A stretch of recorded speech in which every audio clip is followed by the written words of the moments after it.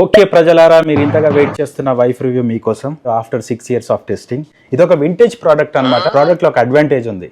చూడ్డానికి చాలా ఎక్స్పెన్సివ్గా కనిపించిన చాలా మినిమం మెయింటెనెన్స్తో నడుస్తుంది. మనం చిన్నప్పుడు చూసేవాళ్ళం కదా వింటేజ్ ప్రోడక్ట్స్, సేమ్ అదే ప్రోడక్ట్ అనమాట. కానీ ఈ రోజుల్లో ఇలాంటి ప్రోడక్ట్ దొరకడం చాలా కష్టం అండి. దొరికినా ఒక 1-2 yearsకి సర్వీసింగ్కి పంపించాలి.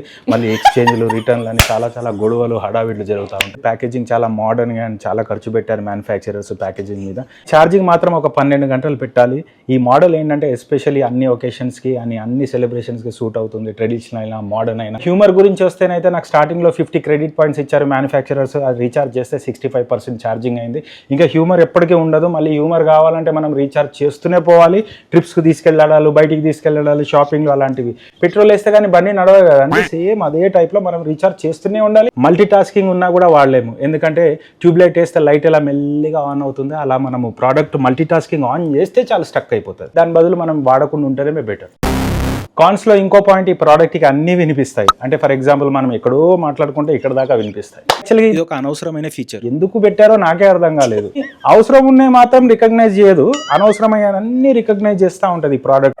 అంటే సౌండ్ సిస్టమ్ చాలా ఎక్కువ లౌడ్గా ఇచ్చారండి. ఇది దాదాపు ఒక 500 watts అండ్ 5.1 స్పీకర్స్ ఇచ్చారు. ఈ ప్రోడక్ట్కి అవసరమే లేదు. అనవసరమైన దాంట్లో కూడా మనకు సౌండ్ ఎక్కువ వచ్చేస్తూ ఉంటుంది. మనం అలాంటి టైంలో మ్యూట్ చేయలేమనుకోండి, మనమే అటు ఇటు విననట్టు కొంచెం అలా నటించుకుంటే అదే ఆ వాల్యూమ్ ఆటోమేటిక్గా డౌన్ అయిపోతుంది. ఎందుకంటే ఆ రిమోట్ రేడార్లో మనం ఉన్నాం కాబట్టి అది ఆటోమేటిక్గా వాల్యూమ్ డౌన్ అయిపోతుంది. మనం ఈ స్పీకర్ని మనం కంట్రోల్ చేసే కెపాసిటీ మనలో పెంచుకోవాలి, స్పీకర్లో కాదు. ప్రోడక్ట్ చాలా తిండిపోతు.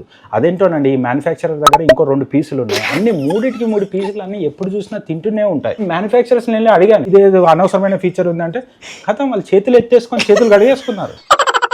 డాన్స్ మాత్రం చేయమంటే ఈరోజు నేర్పిస్తే వచ్చే వారం చేస్తాయి. అలాంటి టైంలో ఒక సింపుల్ టెక్నిక్ యూజ్ చేస్తాను నేను.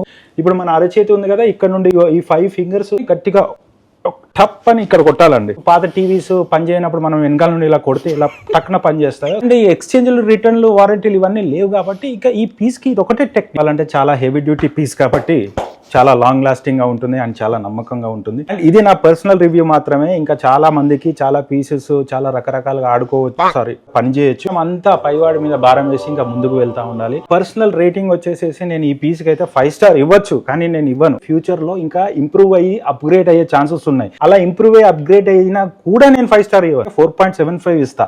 ఈ పీసులు ఏంటంటే కొద్దిగా మీరు 5 ఇచ్చారనుకోండి నెత్తి మీదకి ఎక్కి కూర్చుంటాయి. లైఫ్ లాంగ్ 4.75, 6 ఆ మధ్యలో మెయింటైన్ చేసుకుంటే చాలా మంచిది. ఇదండి నా ఫైనల్ రివ్యూ. ఇదంతా అయిపోయాక తను నాకు ఇచ్చిన రివ్యూ ఎక్కడుందో అని మీరు వెతుకుతా ఉంటారు. వెతకండి, చూడకండి, అదిగో చూడకండి, చూడండి, మీ ఇష్టం.